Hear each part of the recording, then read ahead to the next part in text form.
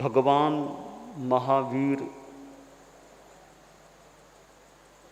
इस भरतक क्षेत्र की वर्तमान अवसर्पिणी के 24वें तीर्थंकर हुए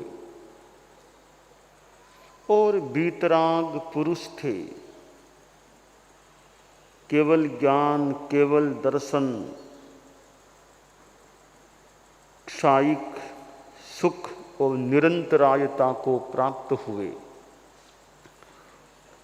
भगवान महावीर की स्तुति में अनेक गीत हैं।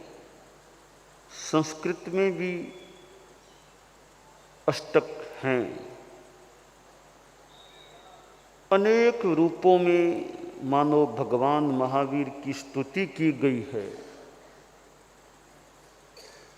और एक गीत जो मैं यदा कदा प्रायः उच्चरित करता हूँ, महावीर तुम्हारे चरणों में श्रद्धा के कुसुम चढ़ाए हम। इस गीत में 5 पद्य हैं, आंकड़ी है ही। और इस गीत में श्रद्धा के कुसुम चढ़ाए कि बाहर के फूल भी होते हैं, पूजा में, सम्मान में फूलों का उपयोग भी किया जा सकता है। तभी फूलों का उपयोग साधु तो कैसे करेंगे? साधु को सचित्त फूलों का स्पर्श भी नहीं करना है। और गृहस्थ भी हैं, मान लें सामायिक में है, तो कैसे फूलों का उपयोग करेंगे?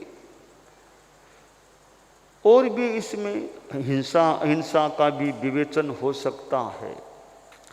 तो ये कुसुम जो बाहर के हैं, सचित्त हैं, और सचित्त मान लो नहीं भी हो तो भी बाहर के हैं। फूल चढ़ाना एक प्रकार की श्रद्धा की अभिव्यक्ति होता है। तो साधु निर्ग्रंथ हैं, वो कैसे फूल चढ़ाएं? तो कहा गया कि हम उन फूलों को नहीं, श्रद्धा के कुसुम चढ़ाएं। हम अपनी श्रद्धा की अभिव्यक्ति करें, श्रद्धार्पण करें, और किसी फूल की अपेक्षा नहीं। बस श्रद्धा के खिले हुए फूल, श्रद्धा के भाव फूल, वो प्रभु चरणों में चढ़ाएं। तो एक प्रश्न है कि क्या ये श्रद्धा अभिव्यक्त कर देना, श्रद्धा के फूल चढ़ा देना, इतने में सारा काम हो गया? कभी इतने में सारा काम हो गया यह कहने में संकोच है। साथ में और करो कि जिसके प्रति तुम्हारी श्रद्धा है, उन्होंने जो उपदेश दिया है या जो आगम में बातें हैं, उनको जीवन में उतारो। ऊंचे आदर्शों को अपना जीवन की ज्योति जगाएं हम। कि श्रद्धार्पण करो और आचरण भी अच्छे बनाओ। आचरण तुम्हारे अच्छे हो, श्रद्धा और इधर आचरण अच्छा, तो मुक्ति की ओर अच्छी गति हो सकेगी। मुक्ति प्राप्ति के लिए जहाँ एक और सम्यक ज्ञान, सम्यक दर्शन की अपेक्षा है, तो सम्यक चारित्र की भी अपेक्षा है। तो आंकड़ी में जो पहली पंक्ति है, उसमें तो वो मानो सम्यक दर्शन वाली, श्रद्धा वाली बात आ गई। तो श्रद्धा एक पाठ पूरा हो गया। अब दूसरा पाठ यानी सम्यक दर्शन को श्रद्धा के अंतर्गत ले लें, तो आचरण भी अच्छे होने चाहिए। तो ऊंचे आदर्शों को अपना, कि आदर्श ऊंचे हैं, आचरण का जो पक्ष है, उच्च पक्ष है, उसको भी हम अपनाएं और जीवन की ज्योति जगाएं। श्रद्धा है, आचरण है, साथ में सम्यक ज्ञान भी है। ये तीनों मिल जाएंगे, आचरण अच्छे होंगे तो जीवन में ज्योति प्रज्वलित हो सकेगी। ज्ञान की भी ज्योति, आचरण की ज्योति। देखिए, ज्ञान और आचरण, सम्यक ज्ञान और सम्यक आचरण दोनों की युति होगी, साधना होगी, तो आखिर जाकर केवल ज्ञान की ज्योति भी हमें प्राप्त हो सकेगी। अब जो कहा गया तपस, आगे पद्यों में पहला पद्य जो आया, तप संयम मय शुभ साधन से आराध्य चरण आराधन से बन मुक्त विकारों से सहसा अब आत्म विजय कर पाए। हम प्रभु महावीर के प्रति श्रद्धार्पण करते हैं। हमें ऊंचे आदर्शों को भी अपनाना है। तो ऊंचे आदर्शों की भी अनेक बातें हैं कि तप संयम मय शुभ साधन से, तपस्या और संयम ये शुभ साधन है मोक्ष प्राप्ति का। तो इसके साथ आराध्य चरण आराधन से, आराध्य चरणों की आराधना, इधर तप और संयम। तो इनकी निष्पत्ति क्या आए? तपस्या की, संयम की, आराध्य चरण की आराधना की, आखिर निष्पत्ति हम क्या चाहते हैं? बन मुक्त विकारों से सहसा, हम विकार विकृतियों से मुक्त बने और आत्म विजय कर पाए। तपस्या है, संयम की साधना है, तो इसका परिणाम आए विकृतियां दूर हों, आत्म विजय प्राप्त हो जाए। आगे कहा गया कि भी तप संयम और की साधना करना है तो दृढ़ निष्ठा नियम निभाने में हो प्राण बलि प्रण पाने में मजबूत मनोबल हो ऐसा कायरता कभी न लाए हम महावीर तुम्हारे चरणों में श्रद्धा के कुसुम चढ़ाएं।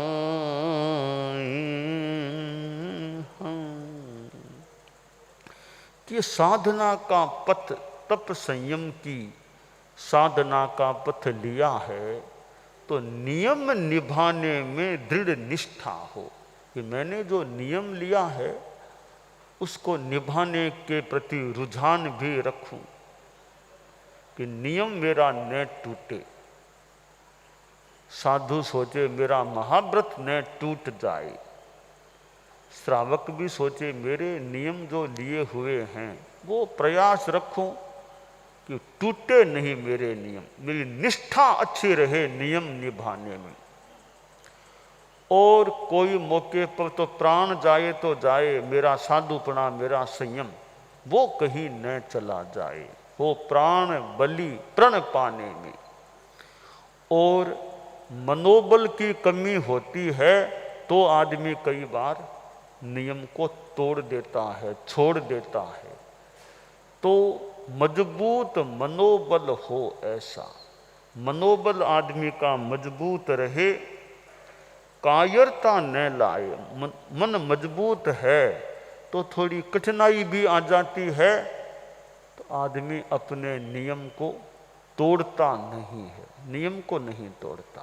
तो मनोबल मजबूत हो, हालांकि विवेक तो रक्षणीय है, बाकी मनोबल मजबूत हो और कायरता न आए तो नियम का पालन ज़्यादा अच्छी तरह हो सकता है। तो तप संयम की साधना, दृढ़ निष्ठा नियम निभाने में। तीसरी बात है, तीसरे पद्य में जो है कि भाई समाज में रहें, साधु संस्था में भी रहें, कि साधना में एक कहीं बाधा आ जाती है कि यश लोलुपता, यश लोलुपता पद लोलुपता न सताए कभी विकार व्यथा निष्काम स्वपर कल्याण काम जीवन अर्पण कर पाए हम महावीर तुम्हारे चरणों में श्रद्धा के कुसुम चढ़ाए हम। कि मेरे मन में या हमारे मन में यश लोलुपता न जागे, पद लोलुपता न जागे और विकार व्यथा कभी सताए नहीं। निष्कामता रहेगी, सेवा करें, कार्य करें, निष्कामता, कोई कामना नहीं कि वो मिले, प्रतिफल में वो मिले, बस निष्काम भाव से सेवा करें, निष्काम भाव से काम करें। यह निष्कामता होती है, वो एक पवित्रता की बात होती है। कोई भी किसी का काम भी करें, हमारे साधु लोग भी सेवा करें, कार्य करें, निष्काम भाव, कोई कामना आकांक्षा वो नहीं, अपने निद्रा हो, अच्छा कर्तव्य निर्वाह इसलिए कार्य करें। निष्काम सेवा, निष्कामता रहे, तो निष्कामता रहती है तो शुद्धता रह सकती है। और स्व कल्याण पर कल्याण के लिए हम अपना जीवन अर्पित करके रखें। और चौथे पद्य में जो है बताया गया, गुरुदेव शरण में लीन रहें, निर्भीक धर्म की बाट बहें, अविचल दिल सत्य अहिंसा का दुनिया को सुपथ दिखाएं हम महावीर तुम्हारे चरणों में श्रद्धा के कुसुम चढ़ाएं हम। गुरुदेव शरण में लीन रहें। इस पर मैंने थोड़ा मनन किया, सहज मनन हो गया कि गुरुदेव की शरण में लीन रहें। कौन से गुरुदेव? आचार्य तुलसी की शरण में, वो हमारे गुरुदेव थे। आचार्य महाप्रज्ञ जी, वो गुरुदेव, उनकी शरण में रहें। तो गुरुदेव कौन से हुए? तो यह प्रतीत हुआ यहाँ गुरुदेव का मतलब क्या? गुरु, देव और धर्म। एक तो गुरु की शरण में, निर्ग्रंथ गुरु हैं हमारे गुरु, गुरु की शरण में गुरु देव, देव यानी अरहत भगवान। तो गुरु से तो गुरु, देव से अरहत भगवान की शरण में। और गुरुदेव शरण में लीन रहें, निर्भीक धर्म की बाट बहें, धर्म के रास्ते पर चलें। तो देव, गुरु और धर्म, इन तीनों का समावेश इस पद्यार्ध में हो गया है कि गुरु की शरण में रहें अरहत भगवान जो देव, उनकी शरण में रहें और निर्भीक रहते हुए धर्म के रास्ते पर चले। और निर्भीकता, अविचल दिल, कहीं मन में विचलन नहीं, भय नहीं, निष्ठा अच्छी, सत्य अहिंसा का दुनिया को सुपथ दिखाएं। हम दुनिया को भी पथ दर्शन दें। कौन सा पथ दर्शन दें? सच्चाई का पथ दर्शन दें, अहिंसा का पथ दर्शन दें, सद्भावना का पथ दर्शन, उपदेश, नैतिकता जिसमें सच्चाई भी जुड़ी हुई है, उसका संदेश दें, पथ दर्शन दें। और साथ में नशा मुक्ति की बात भी चलती है, तो वो अच्छे आचरणों की है, यानी गलत काम से या असंयम से बचने की बात हो सकती है। तो यहाँ कहा गया सत्य अहिंसा का सुपथ दिखाएं। सुपथ दिखाना यानी अच्छा पथ दर्शन देना, गाइडेंस देना कि वो कौन सा, सत्य का, ट्रुथ, ऑनेस्टी, इन चीज़ों का पथ दर्शन दें, उपदेश दें। और अहिंसा, नॉन वायलेंस, किसी की हिंसा में नहीं जाना, जाति संप्रदाय आदि को लेकर उन्माद, हिंसा का उन्माद, दंगा फसाद, इन चीज़ों में नहीं जाना। तो अहिंसा का मार्गदर्शन दें। छोटे छोटे जीवों की भी अहिंसा रहे, अनावश्यक किसी प्राणी की हिंसा का प्रयास न हो। तो दुनिया को हम सत्य अहिंसा का सुपथ दिखाएं। 5वें पद्य में कहा गया, प्राणी प्राणी सह मैत्री हो, ईर्ष्या मत्सर अभिमान न हो, कहनी करणी एक सार बना, तुलसी तेरा पथ पाए हम महावीर, तुम्हारे चरणों में श्रद्धा के कुसुम चढ़ाए।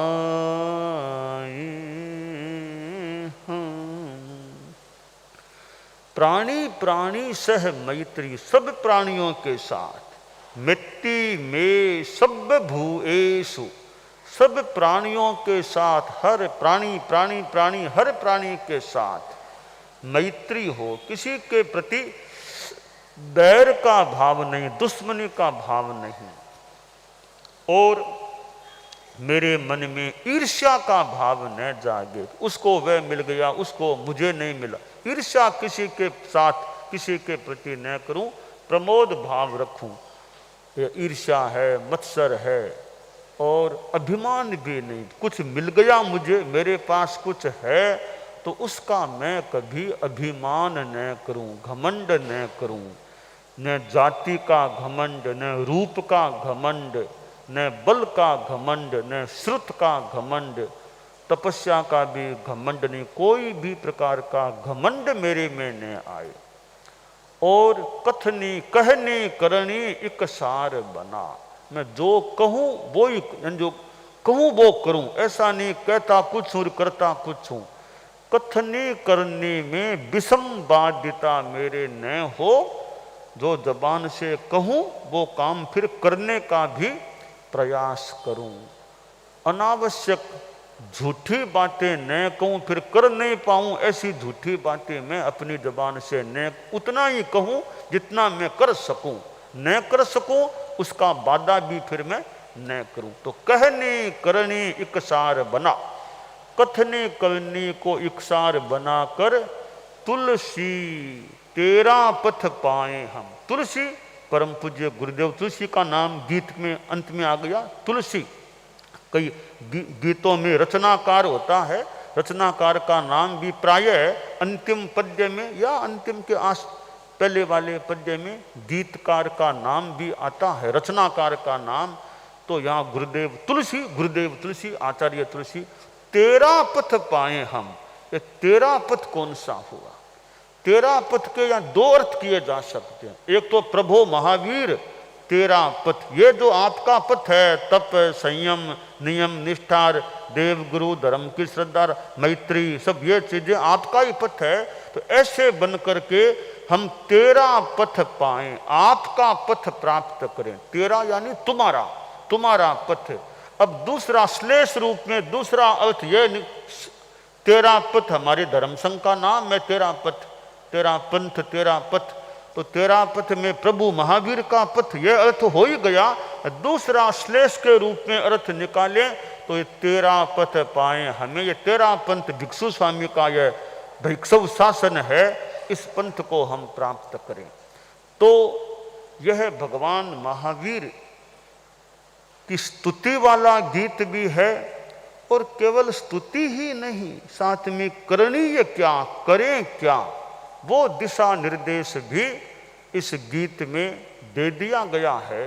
परम पूज्य आचार्य तुलसी स्वयं गीतों के संगायक भी थे। उनकी एक और रचना की बात, एक और साथ में संगान की बात। कई कई गीतकार, गीत बनाने वाले तो मान ले हैं, तो गीत गाओ तो गाना उनके मानो बस की, बढ़िया गाना उनके बस की बात नहीं। गीत बना देते हैं, बढ़िया गीत बना देते हैं, गीत का गाना है इतना गला सुरीला नहीं है कि बढ़िया गा सकें। कोई गाने में बड़े निपुण है कि गीत बना दो, बनाना मेरे बस की बात नहीं, बना हुआ गीत गा मैं सकता हूँ, गा सकता हूँ, बढ़िया गा दूंगा, बना नहीं सकता।